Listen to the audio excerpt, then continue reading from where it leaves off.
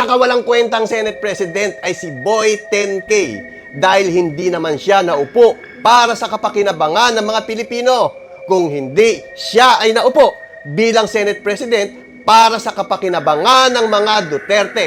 Unang linggo pa lang niya bilang Senate President ay puro kamalasan na sa Senado ang nangyari. At kahapon nga ay nangyari ang stage drama ng putukan serye sa Senado na ginawang decoy lang para mapatakas si Bato de la Rosa. Tila yan ang naging kasunduan nila ni Bato na bumoto ka pabor sa akin para may haharang sa impeachment ni Sara. At bilang ganti ay hindi kita papayagan maaresto. At eto na nga, sa dahilan may warrant of arrest ay pinatakas na lang si Bato. Senado ginamit para protektahan ang akusado at patakasin para hindi mahuli ng batas. Shoutout ka pala kay Alan Peter Cayetano.